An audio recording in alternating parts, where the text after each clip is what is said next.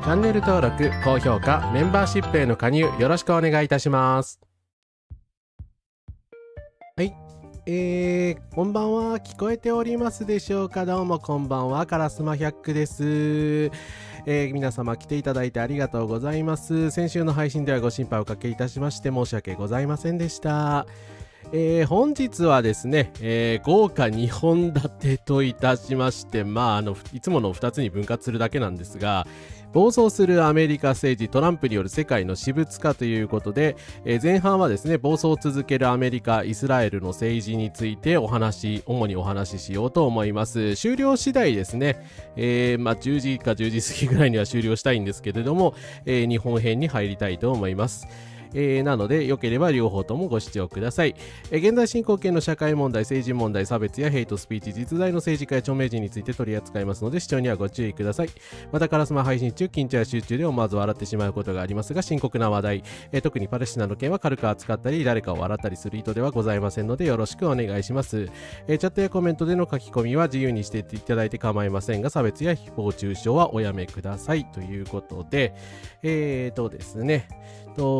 皆様お集まりいただきありがとうございます。音花風花さん、マヤ F さん、ミニラトルさん、ショウガさん、ペタさん、サリーさん、伊沢さん、タイムさん、コンカラスです。来ていただいてありがとうございます。江戸川ポンさんもコンカラスです。私物化なら高い位置分けてないと解散ということですね。いや、だからもう両方とも政治を私物化しすぎなんですよね。だから同じことを同時にやりだしたから、分けてもサムネイルも2つ作るしかねえなと思ってこうしました。はい。いやという感じですね。明日早いので前編だけで寝ますということでありがとうございます。アーカイブは両方ともちゃんと残しますのでですね、よくやったら前半だけでもお付き合いください。いやー、本当にね、という話なんですが、まずちょっと最初に配信入る前にですね、いつもの通りなんですけれども、ちょっと待ってくださいね。ミャンマーに関する、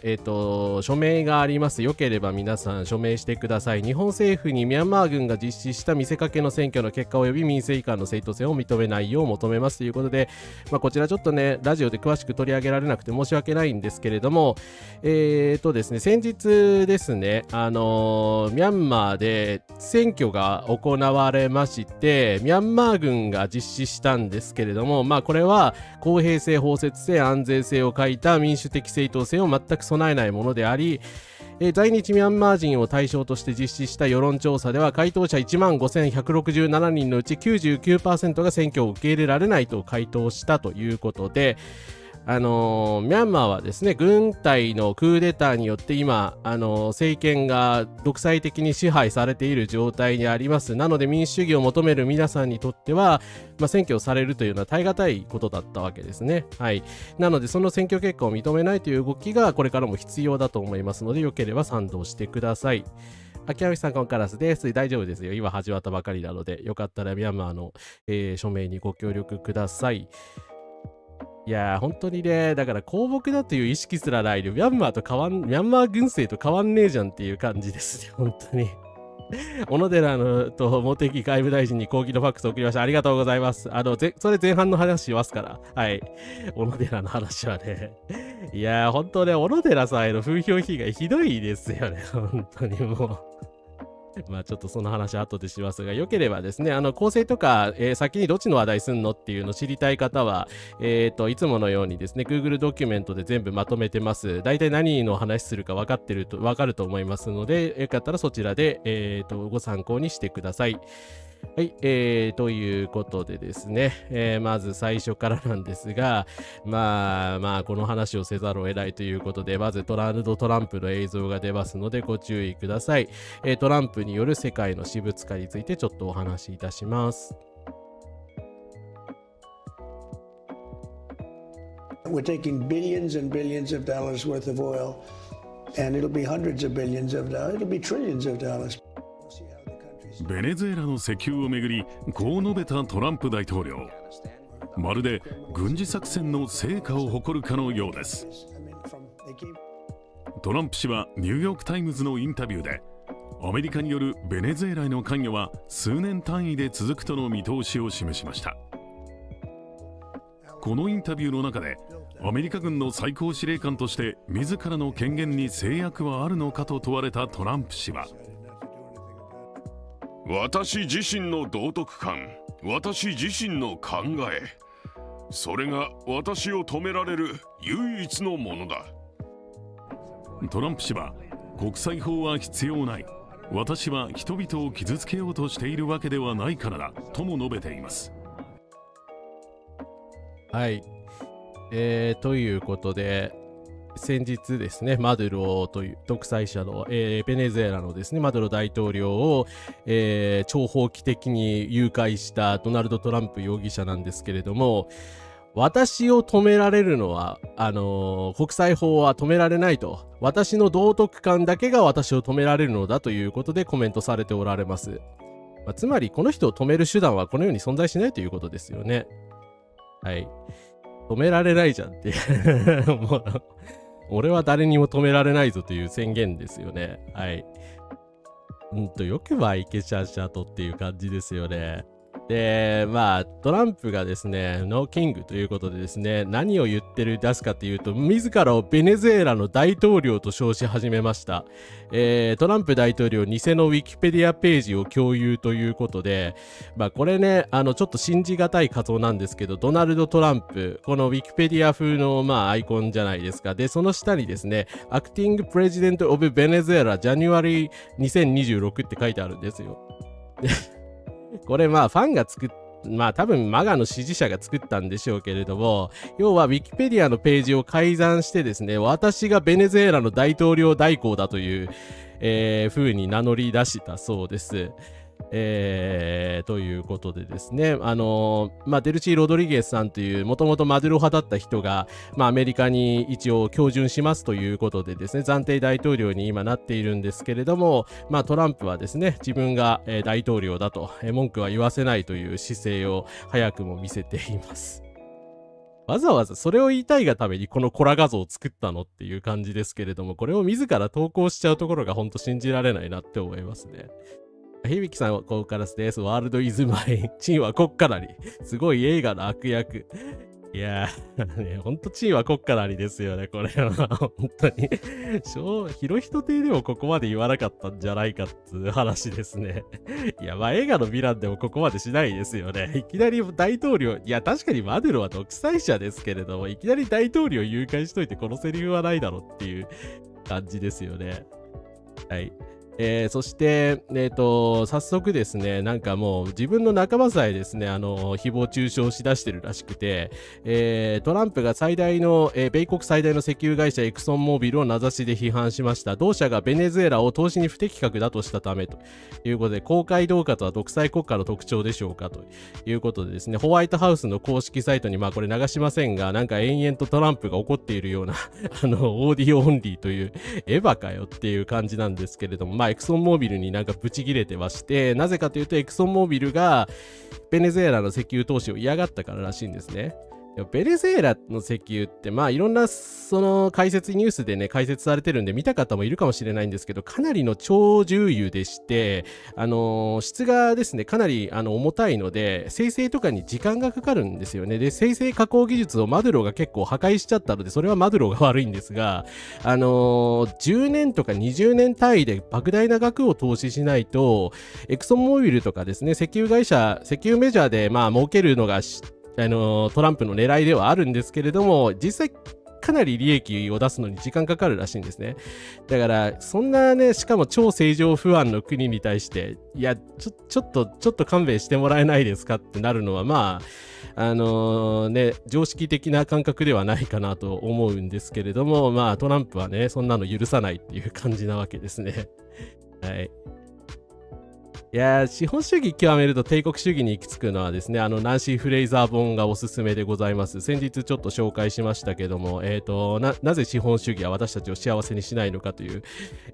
本があります。よかったら検索してみてください。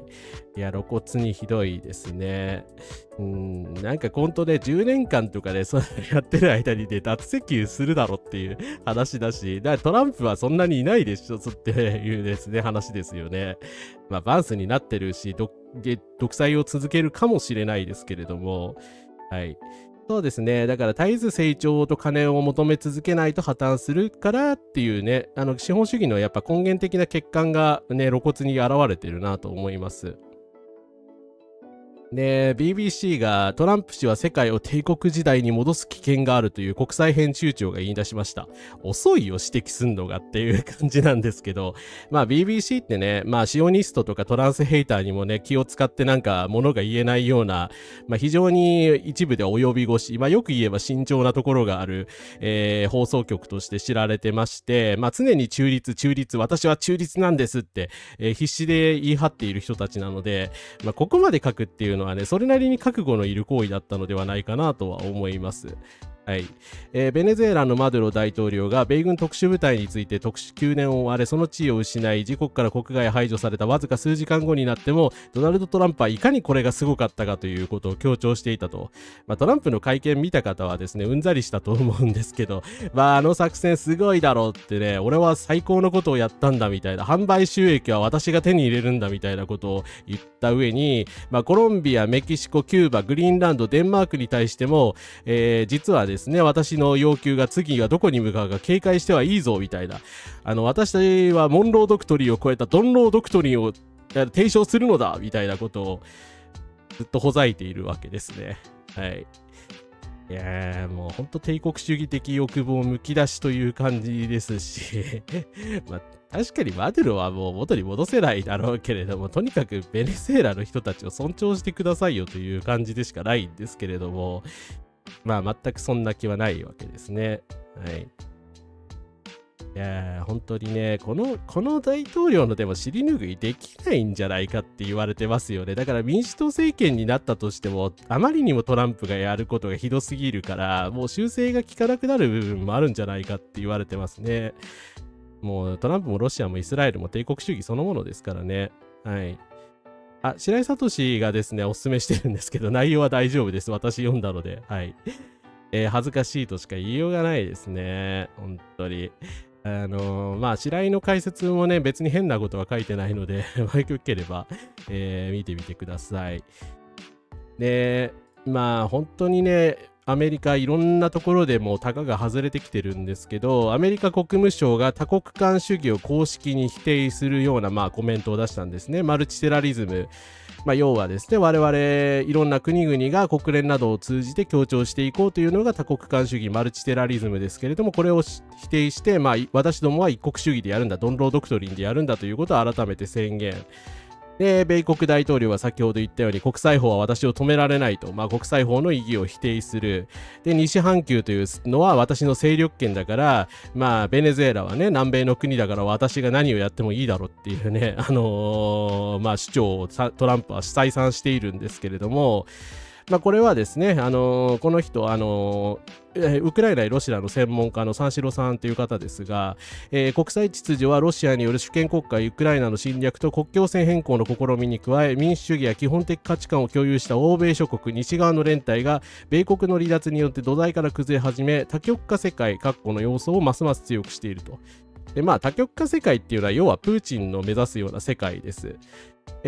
まあ、日本も選挙となれば目の前の手取りアップ、物価高対策などが表になるのですよが、5年後、10年後の世界秩序がどうなっていて、長期的な視点を持つ人を首相にしないと危ういよということを警告しておられますが、まあ、日本じゃ難しいんじゃないかなというような気がしますが、まあ、この方の言うですね、多極化世界っていうのは何かっていうと、まあ、一言で言うとこういう世界です。はい。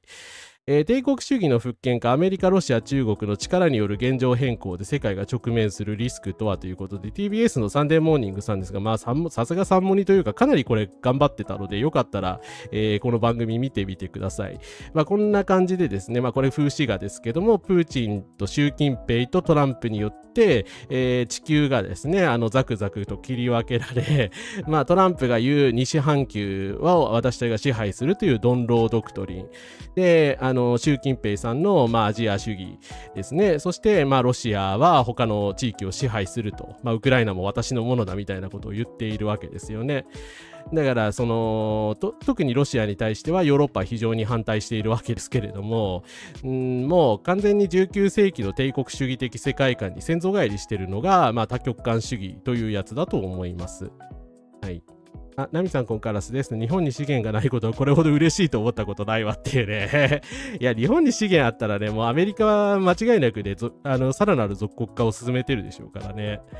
良かったのか悪かったのか。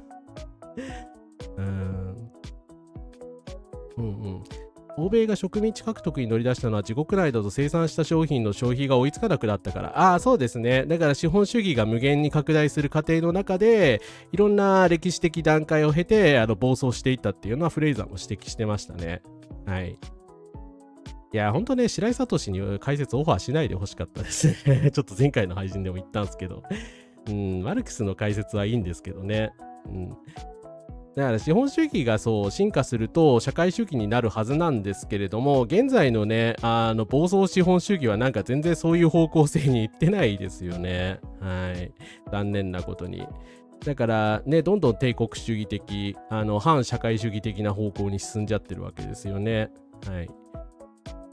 本当に帝国主義の自戒ですね。迷惑なことこの上ない。いやでも本当これね、なんか昔の教科書に書いてあった風刺画の類ですよね。これ、まあわざとやってるんだと思いますけども、はい。ね、中国をそうですね、分け合う時のそっくりですよね。ゴゴミンさん、コンカラスです。高市政権により無茶苦茶な解散総選挙をやるんであれば、しっかりと反対票を投じますということでですね、そうですね、もうなりふり構ってられないですね。もう中道まで含めて全部高市政権に反対しないと本当に日本が危ういと思うので、まあ、それは特に後半でお話しします。いや、ほんと嫌な風刺画ですよね。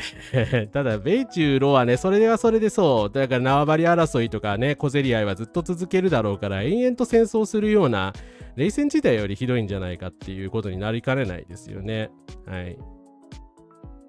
ね、高度の発達した資本主義はその矛盾によって自戒して社会主義に至りますが、ただ労働者の階級闘争が必要ですと。なるほど、そうですね。ありがとうございます。補足ありがとうございます。仲良く切り分けられるわけがないんですよね。こんなこと言ったって。はい。で、まあトランプさんがですね、先ほど言ってたんですが、66の国際機関からの脱退を表明しました。ドナルド・トランプ氏は1月7日66の国際機関からの脱退または資金拠出の提示を指示する大統領令を発表しまして、ベネズエラでもなんかべちゃべちゃ喋っていたマルコ・ルビオさんという国務長官が声明で、多様性、公平性、包摂性、DEI の義務化からジェンダー平等キャンペーン、気候変動正当主義に至るまで、多くの国際機関は今や失墜した幻想に根ざしたグローバリストの計画に奉仕していると。我が国が、緑の気候基金から脱退し GCF の理事を直ちに辞任すると、いうことを明らかにしたのだということで、まあこういう過激派組織、過激派ポリコレ組織みたいなのをですね、絶対にもう従わないぞみたいなことを、改めて宣言した形になっております。いや、ほんとトランプ政権ってこんなやつばっかりだから、そりゃ国連からも脱退しようとするわなっていう感じなんですけれども、日本も国際機関や WHO から脱退した日っていう方がいいって思う人というツイートが 3.5 万回ほどいいねされております。もうどうしようもないですね。まあなんかそのトランプがここまでその日本に対しても有害なことを言いまくっているのに、なんで能天気にこういうこと言えるのかなっていう。まあただもともとね、だからワクチンが怖いから WHO を脱退しろみたいなことを言ってる人たちがまあトランプさんを支持してるのだと思われますので、はい。恐ろしいことだなと思います。ベネズエラ、パレスチナも石油豊かな土壌。そうですね。パレスチナはね、あまり注目されないですが、石油資源が豊富です。はい。まあ、それも狙いではないかと言われてますね。で、ウクライナはね、食料の生産地ですからね。はい。空想極右主義者。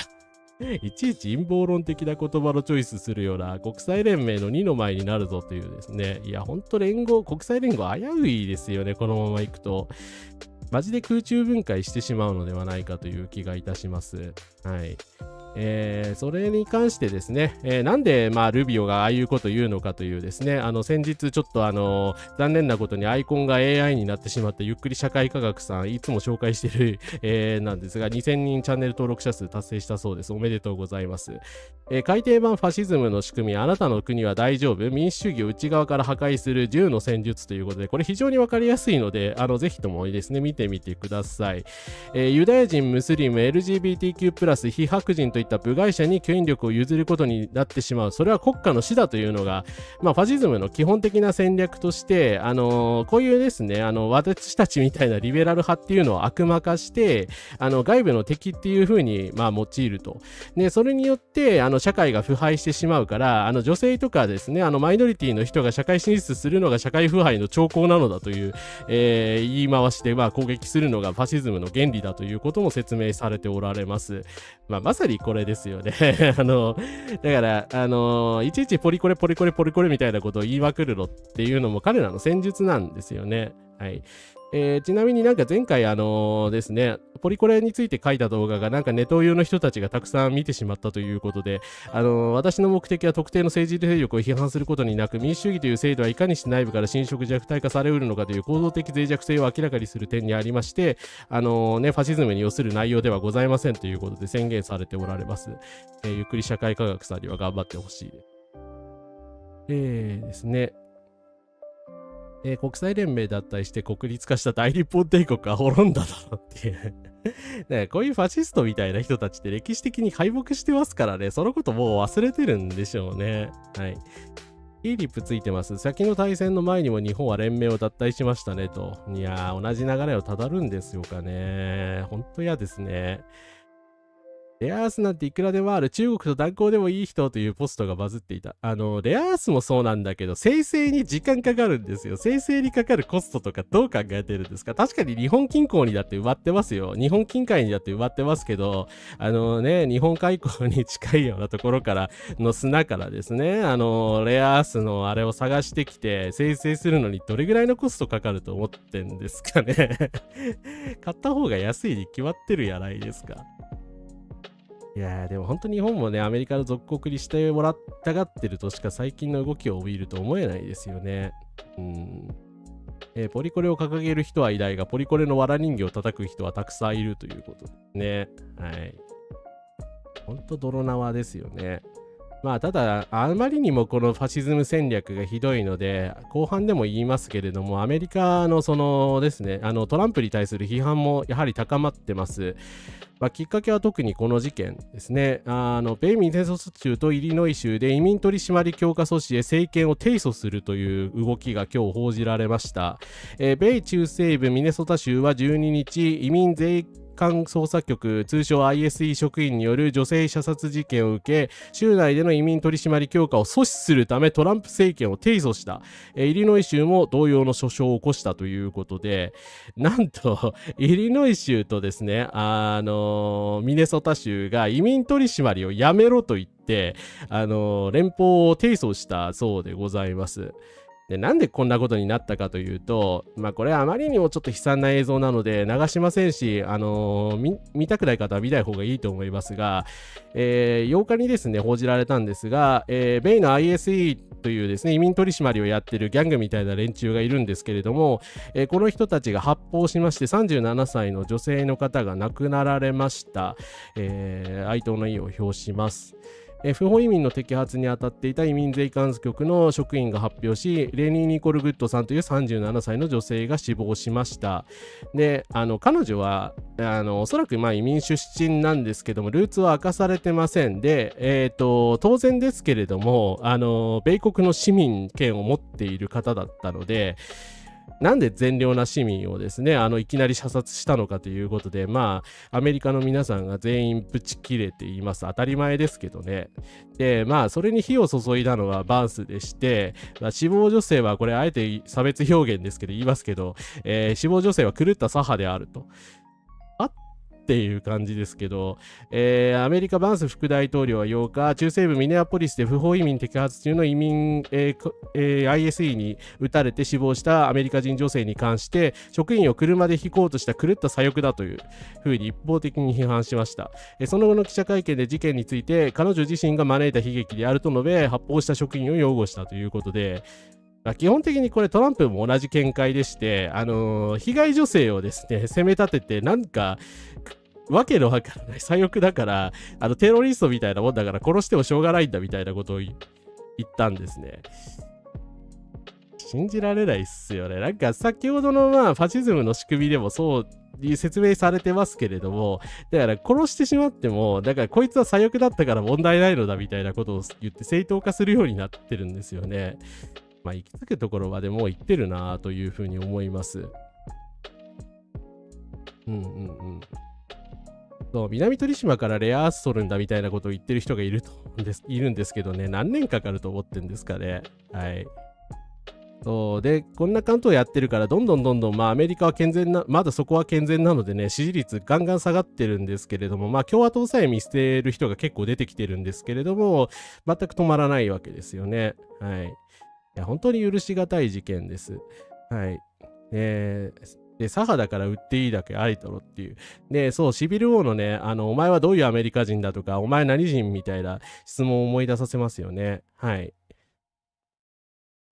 さすがバーンス、イーチキヒルビリーでピーター・ビールの腰巾着ということで、お前が本当ね、偉そうに左派のこと言えんのかっていう話なんですけど、なんで、まあでもバーンスがこういうこと言うかっていうと、本当に醜悪なんですけど、ISA に射殺された女性ってですね、バイセクシュアルの方だったらしくて、まあ、セクシュアリティについては分かんないんですけど、同性の恋人の方とですね、一緒に住んでおられたんですね。で、車を止められて動転して発進させたと言われているが、今のアメリカで同性カップルで子供を育てていたら動転もするだろう。子供はどうなるのか、親権がどうなるのか、いろんなことが瞬時に頭をかすめてパニックになったはずだと。亡くなられたですね、夫の方と、一緒に住んでた時に、お子さんが作られたんですけど、その方と死別したので、その後はですね、女性パートナーの方と一緒にお住まいになられてたそうです。こういう人を狂った左翼みたいに言うのって二重三重四重に差別的ですよね。だからこういうことを平然という人間だから、まあファシストと言われるし、まあ実際ファシストだと思いますよね。はい。明日ウィシュマさんの裁判なんですけど、日本の勇敢と言ってること一緒っていうですね。いや、本当ですね。だから、死んだやつが悪いみたいなこと言うじゃないですか。何を根拠にそんなこと言ってんだと。だから今回白人女性だったので、人種的な誹謗中傷はないんですけど、黒人女性とか有色人種の女性だったら、さらにこれに加えて、その有色人種の方への誹謗中傷が加わるんじゃないかと思いますよね。はい。いやでもあんなゲシュタポみたいなのにいきなり絡まれたらね、みんな動揺しますよね。はい。ね、ISE に絡まれたら普通に逃げると思いますし、そう、マイノリティの方だったらね、余計に動機が動転して逃げるというのは当然だと思います。はい。で、アメリカの傍若無人ぶりを見てきたんですけど、最後に、まあこちらね、純ちゃんさんがなんかすごい徹底的に分かりやすい動画作ってくれたので、それを紹介して終わりにしちゃいたいんですけど、トランプがですね、中央銀行の総裁を牢屋に入れようとしています。こちら会見してるのが、パウエルさんというですね、米中央銀行の、総裁さんなんですけれども、なんで彼が、まあ、牢屋に入れられようとしてるかっていうと、いろいろ説明してくれてるんですが、なんかですね、公金の、まあ、不正流用などのですね、そういったスキャンダルで、まあ、犯罪をしたという、議会で不正な証言をしたみたいなことをトランプが言って、まあ、司法局がですね、トランプの言うことを聞いて、彼を捜査しようとししているんですけれども、なんでそうやってトランプから攻撃されてるかっていうと、トランプの言うこと聞かないからなんですね。当たり前ですけど。要はトランプはまた高市みたいに、金利を下げてですね、金融緩和的な政策をしろみたいなことをずっと中央銀行に命令してるらしいんですが、パウエルさんが全く言うことを聞かないと、そんなことしたらインフレになるだろうって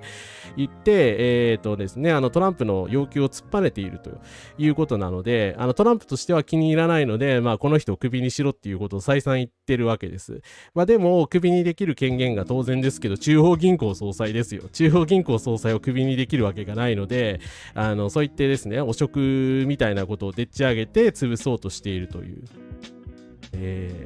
しかし本当中央銀行の独立性も司法の独立性もないってなると、もう三権分立が完全に終わってるっていうことですよね。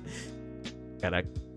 これがもし実現してというか、パウエルさんの後釜でなんかトランプの腰巾着みたいなやつが中央銀行の総裁になるという、最悪の展開になった場合、だから政権交代をしてもですね、たやすく米国の政治が回復できないんじゃないかなという気はいたします。はい。ケイトさん、コンカラスです。来ていただいてありがとうございます。中央銀行解体もそうですね、リバタリアン思想ですよね。はい。やっぱりあの辺の人たちと、邪悪なオルタナ右翼みたいなのが結託してるのがトランプ政権なんだと思いますね。メディアの圧力もやばいしですね、本当ファシストそのものですよね。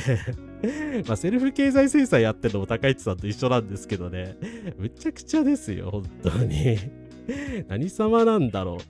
そうですね。こちらのね、ゆっくりさん、解説さんで、ファシズムの私生児たちというですね、本の解説もやっていらっしゃるんですけれども、そちらの方でもですね、今のオルタナ右翼の思想としてですね、こういった中央銀行潰しであるとか、リベラルなですね、経済政策潰しみたいなことが書かれております。財務省を買いたいって、本当言ってることは同じなんですよね、この人たちは、どいつもこいつを。はい。で、最後、資本主義批判についてなんですけれども、上流階級の政策主、エプスタインレポートを聞いていた夫が被害者を出してまでこんなことをしたいと思うのは自分がわからないというので、それはあなたや私がこのネットワークにいないからだよと指摘したと。エプスタインのやっているようなことはずっと昔から行われていて、例えばこのザ・ヘルファイア・クラブ、18世紀の英国の超上流階級の男爵クラブ、地下に作らせたテンプルでお酒を飲み、なんちゃって宗教儀式と女性に乱暴する、映画アイズ・ワイド・シャットのようなことは昔から行われていた。この階級に属する人たちは性的快楽に支配欲を混同し、自分たちは法の上にいる権力の頂点にいるという実感として他の人間を凌辱しドミネートすることに快感を覚えていた。植民地コロニーで現地人を好き放題にし、その蜜の味を覚えた東インド会社高官たちが英国に帰還してこのようなクラブを作ったのであると。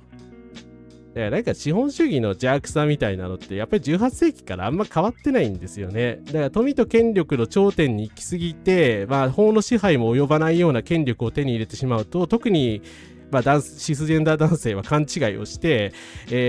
何もかも自分たちのね支配のままにできるのだということで、エプスタインみたいなことをしてたやつらが18世紀にもいたということですね。はい。だからですね、自戒の道を進んでいるといえばそうなのかもしれないですけれども、本当にトランプが、国際法の言うことさえ聞かなくなっているというのは恐ろしい兆候だなと思います。はい。なんでまた中央銀行を解体したがるんだよって、資本主義のためには不可欠じゃないのかっていう。でもね、中央銀行よりやっぱり自分が偉いと思い込んでるんでしょうね、トランプは。はい。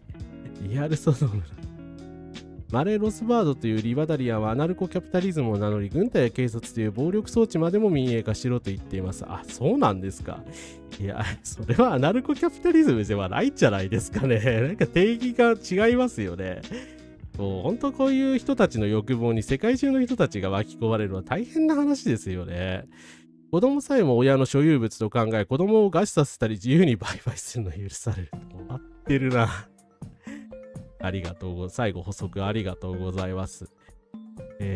こういうね、倫理観絶務の、快楽資本主義の暴走を止めなければならないと思います。はい。ということですいません、最初からうんざりする話で申し訳なかったんですけれども、まずトランプの話でした。はい、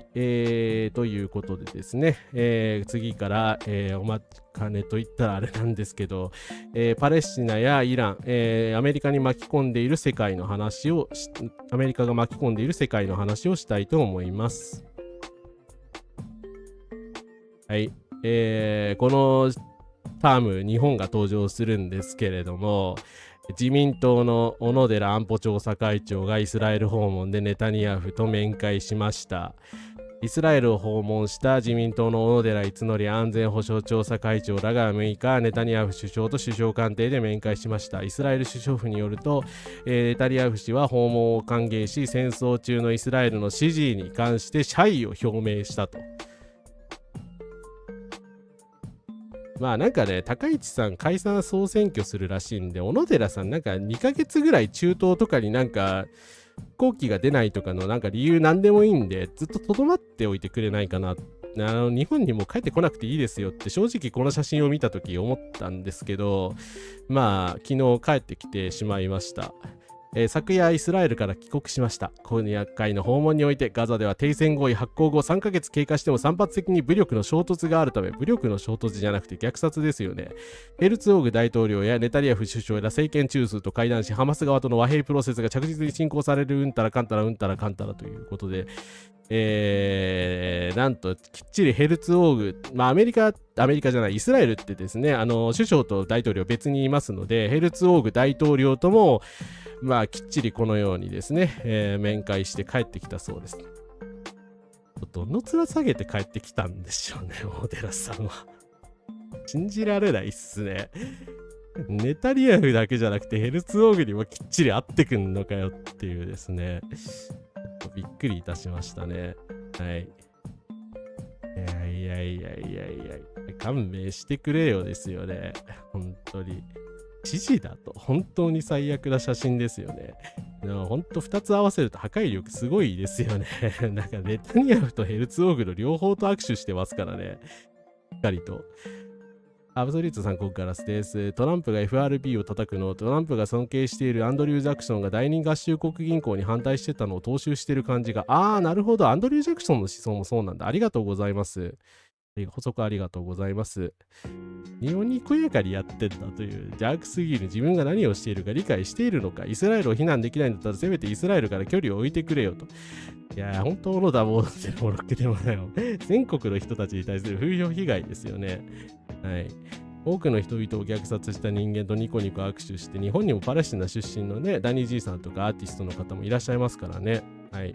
ネタニヤフの存在感が悪い意味でありすぎて、イスラエルに大統領いたのを初めて知りました。ヘルツオーグも大概ひどいですよ。はい。調べればすぐわかると思いますが。ただ、イスラエルでは、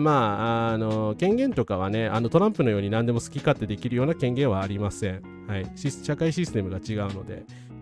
いや、本当だからイスラエルのパフォーマンスに利用されてるだけですよ。早速ヘルツオーグがガザ復興に日本の貢献を期待だと言い出している。のこのこ表敬訪問したためイスラエルに金をせびられる。これまでも支援人道の名目で日本をはじめ諸外国はイスラエルによる占領抑圧の後方支援を行ってきた。パレスチナを占領しているのはイスラエル以上に国際社会であると。藤原さんのおっしゃる通りだと思います。はい。でさらにひどいのは、最近これも明らかになったんですけれども、1月9日の東京新聞長官、ネタニヤフ前にのジェノサイド共犯者である小野寺が狙うのはイスラエル製攻撃型ドローンの購入だ。すでにガザ大規模侵攻後、241億円分ものイスラエル製武器を購入していると、東京新聞長官トップで商報されたと。いうことで、何ってもう買っていたのかということで、私もびっくりしたんですけれども、ただこれはちょっと分かりにくいのですが、随契約なので武器そのものが輸入されたわけではないそうです。要は241億円購入するよという約束をすでにイスラエルとこしらえてしまったという話ですね。なのでこれから順次イスラエル製の武器が防衛省にですね搬入されることになってしまう可能性があります。何としてでもこれ批判して止めないといけないということで杉原さんはすいません主張されておられます。はい。やせめて本当アッバスと議長と会談してほしかったですね。はい。ガザの復興支援ではなくトランプリゾートの建設手伝いだろうと。やっぱり攻撃型ドローン欲しかったんですねっていうね。いや本当にね、結局こうなるのかよっていうね、今まで武器購入に反対してきたの何だったんだよっていう感じしますよね。人をバカにしてますよね。内緒でこういう契約を交わしているとはっていうね。だから東京新聞も書いてますけど、私たちの税金をですね、武器購入に使わないっていう権利を侵害してるんですよ。だから誰もそんなことに同意してねえっていうのという話ですね。はい。で、福島信之さんなんですけれども、今回のイスラエル・パレスチナ訪問は、また私の胸に熱い鉄の塊が入っているような感覚が残っていて、まだ全てを言葉にできません。誤解のないように申し上げると、小野寺政調会長らの意向は自民党が党として派遣しているチームであり、超党派の私たちとは別行動でございます。ヘルツオーグ大統領、ネタニヤフ首相を表敬訪問することを機会を得ることができました。イスラエルに利用されるようなことは杞憂です。日本の議員団の表敬訪問しようとするならば、うんたらかんたらうんたらかんたら、そういう事情はよく分かってますと、いうことで、なんか直接的にですね、なんか自分たちが利用されようとしたわけではなく、ガザのことについても熱く議論を交わしてきたぞという、なんかマルチ商法にはまったばっかりみたいな人のみたいなコメントをしている福島信之さんなんですけど、はい、渡航費をイスラエルに出してもらってるそうです。渡航費をイスラエルに出してもらってる時点でアウトじゃないですか。辰巳幸太郎さん、日本の国会議員は外国政府からの利益供与を受けるって完全にアウトだからな。公務員が利害関係のある日本の企業からセクタイタクシー代を受け取ることは汚職事件になり収賄罪だ。渡航費を受け取った議員は全員辞職すべきということで、はい、福島さんも辞職すべきだと思います。なんで渡航費受け取ってイスラエル行っとんねんというやっぱり旅行が目的じゃないですか、これは。はい。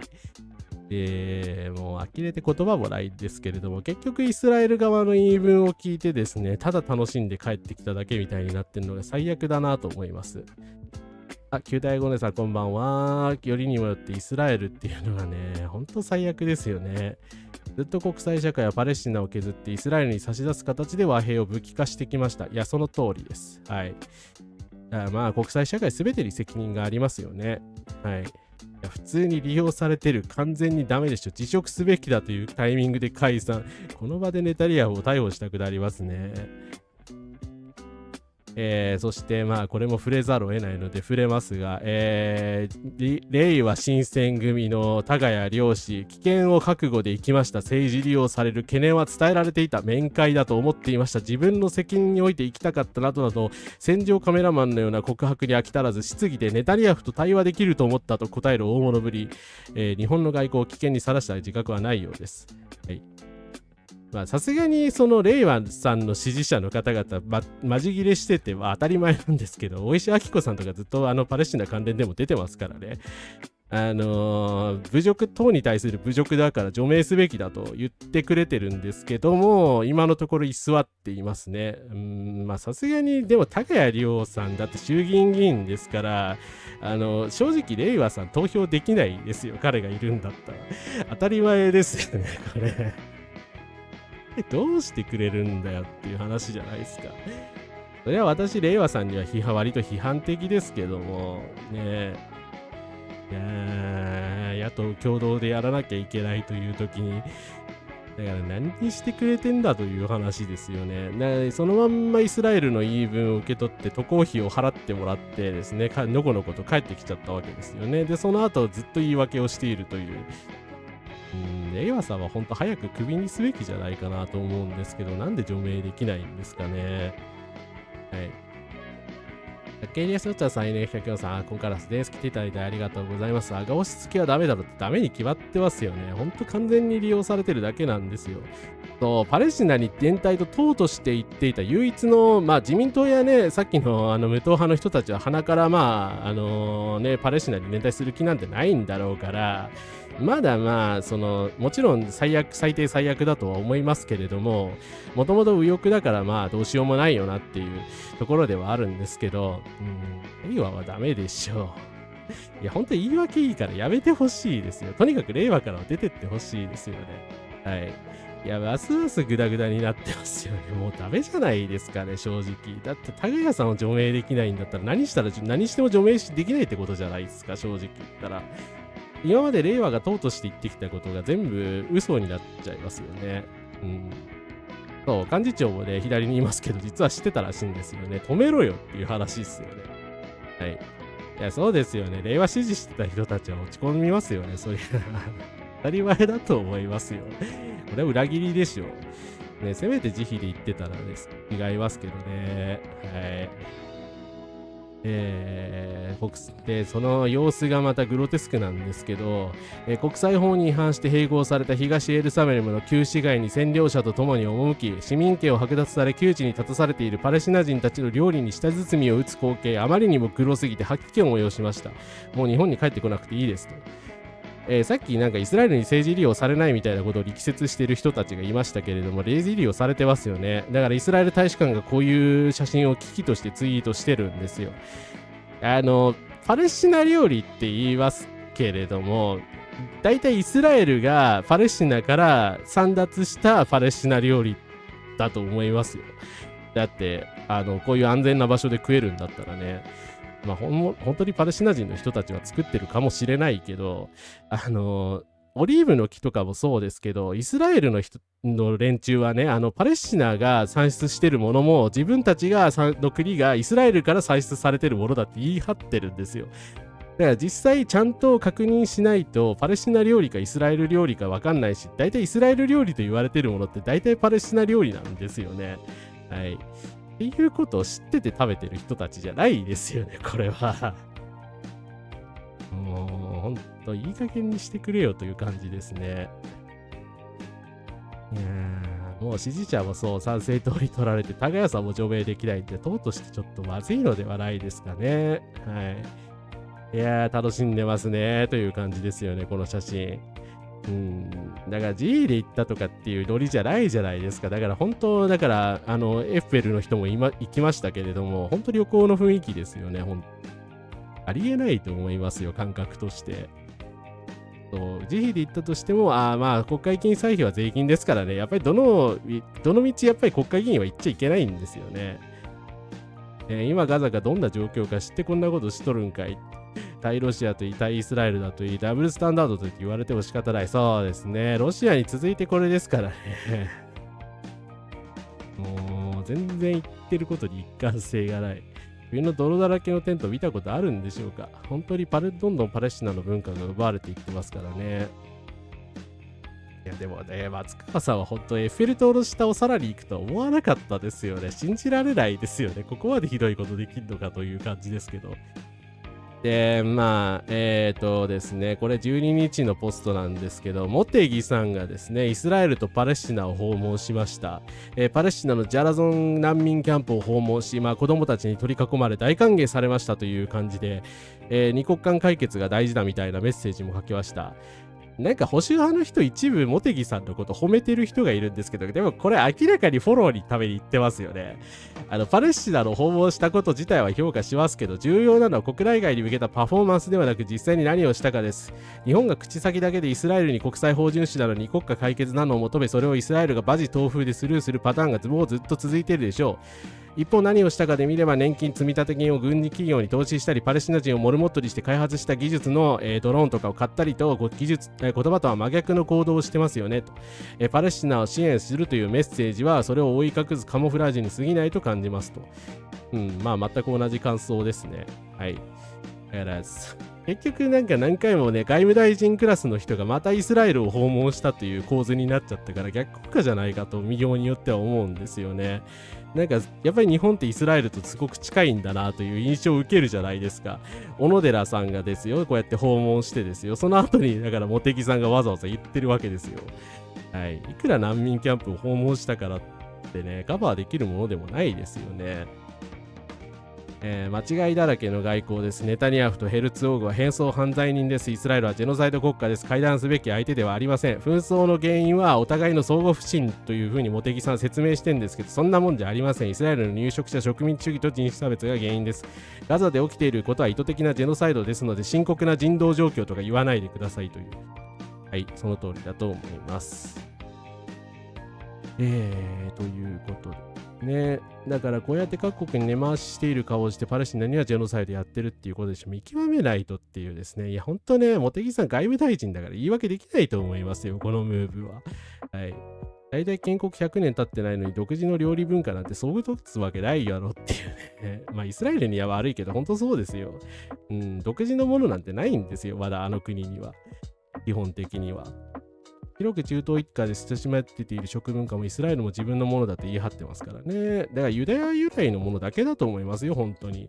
イスラエル独自って言ったら。あえられん勃起してくれ、ありがとうございます。歓迎ではなく必死に訴えているだけではないでしょうか。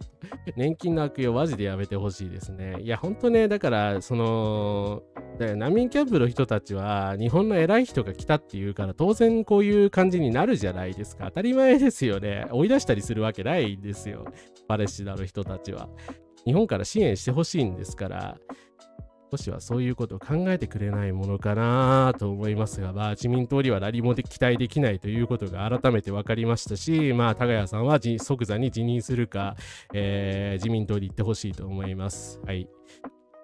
ということで、ちょっとパレスチナの話でございました。ちょっとお水飲ませてください。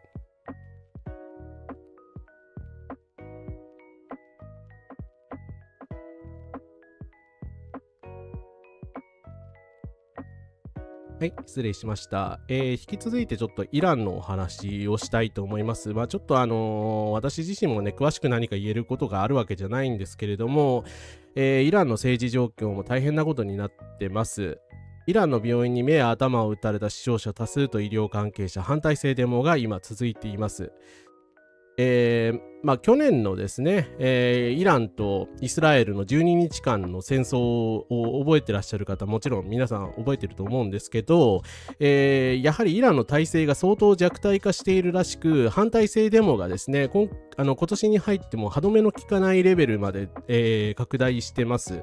イラン各地の反体制デモは10日にも各地で続き、100以上の都市や町へ広がり、近年で最大規模のものになっている。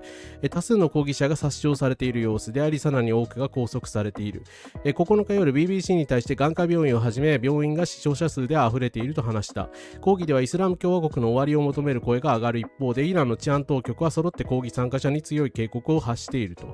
いうことで、私たちはですね、やっぱりこういう西側のメディアでしか見れないので偏っているとは思うんですけれども、ハメネイは抗議者を殺さないでください。信じられないですよ。自分の同胞に対してここまでするのかっていう感じですよね。だから、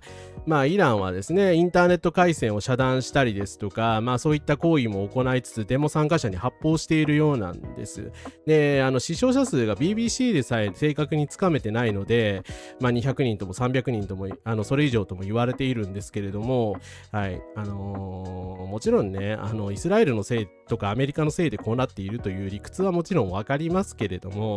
だからといってこういった弾圧を許せるわけはないと思います。はい。ノーアザーランドにはイギリスのブレア首相がマサーフェルヤッタを訪れる場面がありますが、何も変わらなかったですね。そうですね。結局こういうアメリカにしろ日本にしろそうですけれども、西側と言われるいわゆる諸国というのは、だからこうやってね、人道支援をするみたいなことを言っても何もしないし、イランに対して批判はしたとしても、こういうね、人たちを本気で助ける気はやっぱりないんじゃないかと思いますよね。トランプは市民を助けるみたいなことを言っているんですけれども、何もしてないですからね、実際には。はい。もちろん他国の介入によって国の体制を転覆すべきではないし、それは当然なんですけれども、はい。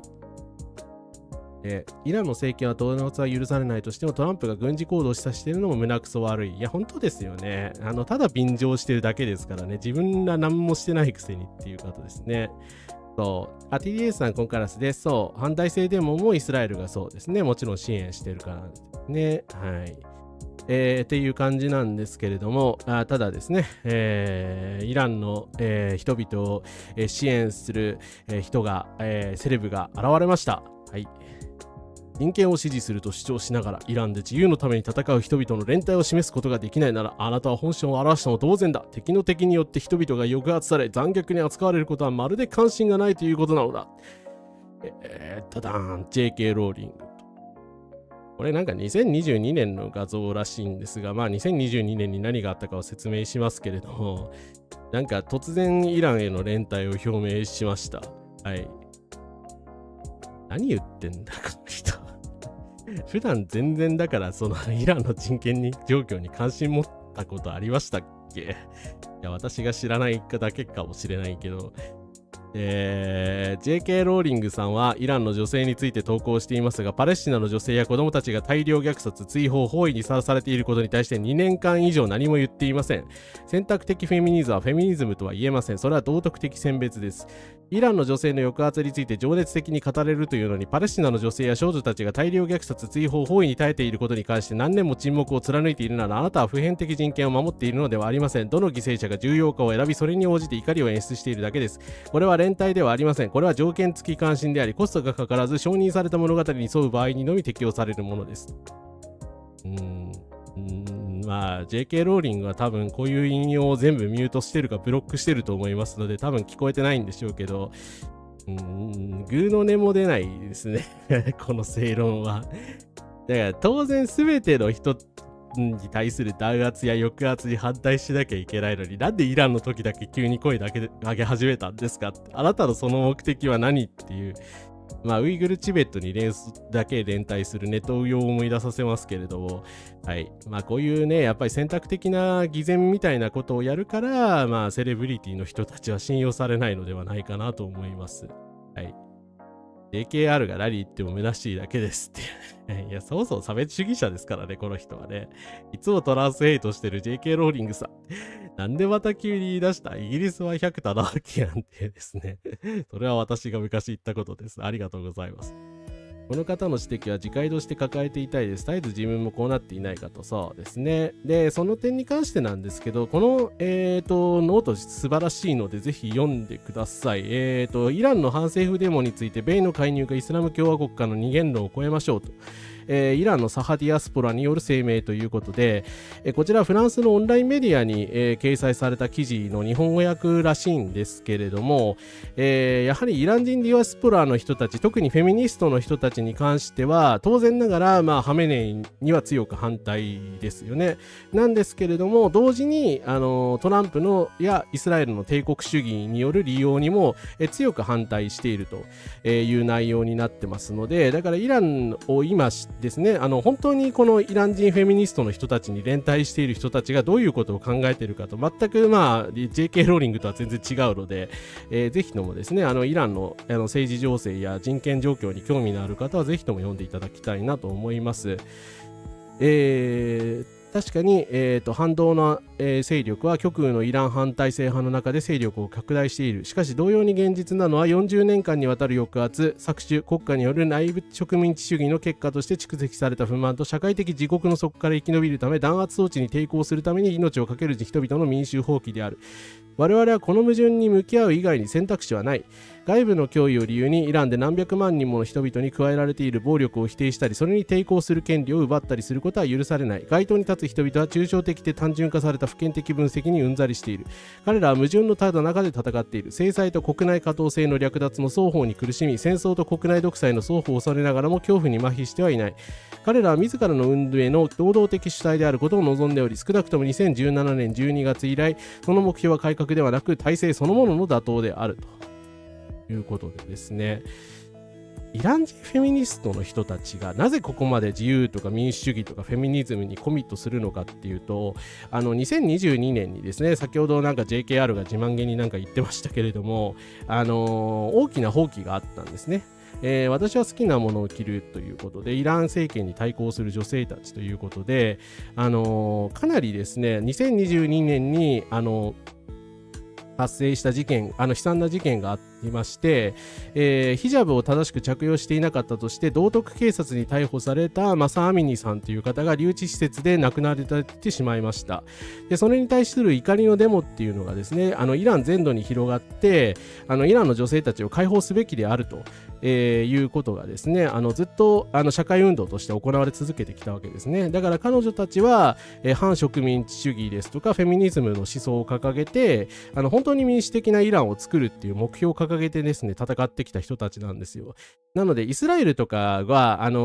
なんか反王政派の、もともとの別のですね、イラン革命で、追い出された王族の子孫とかを、まあ、外国から支援したりして、まあ、そういう人たち、極右系の人たちが、まあ、イランを支配すべきだというような、まあ、いつものやり方でですね、反体制派を支援していると言い張っているんですけど、実際に、本当の意味でイランの体制に反対しているのは、こういった女性たちであるっていう、まあ、もちろん男性もいらっしゃいますけれども、女性たちはフェミニスト、反植民地主義者の人たちであるっていうことは忘れてはいけないんじゃないかなと思いますし、まあ、左翼としてはね、こういう人たちを支援したいなと思います。はい。文章が上手な人すごいなっていう。いや、ほんとすごいですよね。内容もね、文章も素晴らしいんですよ。はい。帝国主義にそう利用されてはいけないと、まあ、言いつつですね、真に国際的な政治ブロックの構築に取り組むことが必要であると。私の立場は帝国主義的介入への反対をイスラム共和国との明確な断絶と結びつけ、外敵との闘争を名目とした弾圧のいかなる正当化も拒否するものであると。先日ですね、手に魂を込めて歩いてみればっていうね、パレスチナ人女性の映画を見たんですけどもですね、それを撮ってるのがね、イランのからですね、国外にフランスに逃げてきた、イラン人女性の監督なんですよね。だから深い共感を持って、だからパレスチナ人の方とイラン人の方がつながるっていうのが、結構ストーリーの重要な部分だったんですけれども、やっぱりですね、こういった反帝国主義、反植民地主義の思想っていうのは、中東にですね、静かに今広がりつつあるんじゃないかなと思いますね。はい。去年公開された聖なるイチジクの種という映画でも重要なタームになっていましたし、犠牲者の方はクルド系の女性だった。なるほど。そうなんですね。イランでもそのクルド系の方々が特に民族差別とかにあってですね、弾圧されているんですよね。はい。そう、JK ローリングはね、一丁かみするような内容じゃないんですよ。あなたはフェミニストじゃないからね、もはやねっていう。はい、これは嫌味ですけど。というお話でした。まあ、イランがですね、平和的にですね、反対政府、政府が打倒されることを私は望んでます。はい。ということで最後にまとめなんですけれども、帝国の黄昏ということで、まあだいぶトランプのですね、まあ散々今まで好き勝手しているトランプですけれども、まあその政権基盤もだいぶ危うくなっているんじゃないかなという話をして前半終わりにしたいと思います。そう、権威主義的な社会はそう、絶対に女性を管理したがるんですよ。まあ間違いなくそうなんですよね。やっぱり権威主義と不権主義が絶対的にガッチャンコされてるっていうのってね、もう証明のしようもないほど事実だと思うんですけど、だから宗教とかの問題じゃないんですよね。はい。そうですね。だから米国やイスラエルの帝国主義にイランが苦しめられているのは本当事実なわけですから、まあそれとはね、本当の意味で反対の体制を貫いてほしいですよね。はい。ということで、トランプ様の話なんに最後戻るんですけど、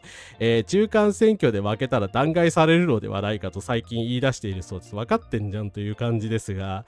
まあ明らかにでもトランプの動き慌てているじゃないですか。何をそんなに急いでるのかと。まあ確かに資本主義的加速主義とかいうですね、オルタナ右翼の思想にのっとると、こういう侵略ですとかですね、戦争はできるだけ早く行えばいいんだ。その方が得になるんだ。資本主義を加速させるんだっていうようなことを言っているわけですけれども、まあ、今年の6日ですね、与党共和党下院議員の会合で11月に行われる中間選挙で同党が野党民主党に敗北を喫した場合、私は弾劾されるのではないかとぼやいていると。なのでまあ、この危機感は現実味があると思います。間違いなく弾劾されますよ。だって中間選挙で今ほぼ勝てる見込みがなくなりつつあるから、まあ何としてでもその前に、まあ、民主主義を破壊したいんじゃないかなと思うんですよね。民主主義がもうまともに機能しなくなって中間選挙もろくに開けないみたいなね、それこそシビルウォーみたいな状況になってしまったらさすがにやってられないと思うんですけれども、さすがにねそれどころではなくなるかもしれないですけど、まあ、このままいけばですね、2026年末にある、中間選挙でトランプ共和党が大敗北して、まあ、民主党員の人たちが団結してですね、まあこの人を絶対弾劾するだろうと思いますので、ぜひともですね、トランプをホワイトハウスから追い出してほしいなと思います。弾劾以外の選択肢ないですからね。もう絶対言うこと聞かないんだから弾劾するしかないですよね。はい。いやでも韓国の大統領みたいに暴走したら怖いですけどね、本当にアメリカ大統領って軍を動かすような権限を持ってますからね。早く下ろさないとですね、家族主義者は本当許してはいけないですね。はい。今に関しては共和党は上院も下院もですね、ギリギリですけど過半数なんで、無理です。はい。さすがに共和党がね、みんな離反するような事態にはなってないので、まあでもそれも怪しいんじゃないかなって気はしますけどね、このまま負けたくないでしょうからね、彼らもね。はい。ピーター・ティールのパランティアは実際にパレスチナ人民の虐殺に加担して、そうですね、パランティアすいません。詳しく説明できないですけど、言われてますよね。いや、ほんとシビル王をやりたいんじゃないですかね。そこが恐ろしいとこですけどね。まあ、ただ、トランプのそういう軍事的野望に対して、はい、NATO が反対し始めました。英独主導で NATO 部隊のグリーンランド派遣検討ということで、さすがに私びっくりしたんですけど、本当に検討してるみたいです。アメリカトランプ政権が領有に意欲を示している米北極圏のデンマーク実領グリーンランドについて英国、ドイツ両政府が主導し、北大西洋条約機構 NATO の部隊の派遣を検討していることが11日明らかになりました。ということでトランプがですねデンマーク領である、グリーンランド欲しいみたいなことを連呼し続けた結果、ついにイギリスとドイツが怒ってしまったらしくて、本気で今 NATO をですね、グリーンランドに派遣しようみたいな話になっているそうです。いやー、正直は私反 NATO 反米の左翼としては正直面白いですけど、面白がってはいけないんですが、グリーンランドの人たちをですね、巻き込むことがないようですね、戦争にならないように、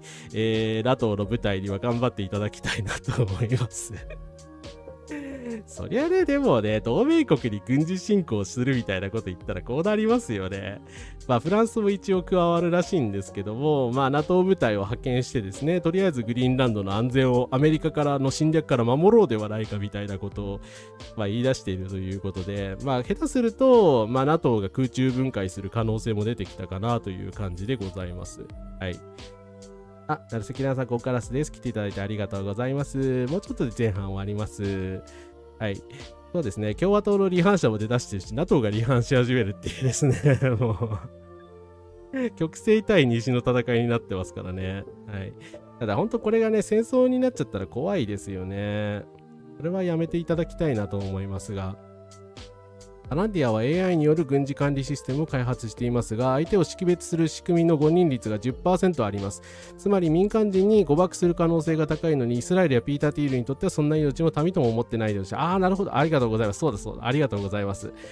そうですね、ありがとうございます。その話すいません。以前読んでしまったのにすいません、解説できませんでした。ありがとうございました。はい。いや、ほんとね、でもイスラエルには本当同じことしてほしいですよ。NATO が出るべきですよ、もはや。はい。いやー、でもヨーロッパは確かに同情すべき立場ではあるんですけど、でもここでヨーロッパに頑張ってもらわないとね、本当に日本というか世界の民主主義が終わりかねないのでですね、責任持って今まで植民地主義を散々やってきた歴史的責任を負ってほしいと思います。はい。そしてですね、先ほども言っていただいた方いたんですけど、これが何の様子かというと、アンチ ISE デモの様子です。アメリカはね、ノーキングデモもね、大変な大規模デモになったので、日本とはもちろん比較できないのですが、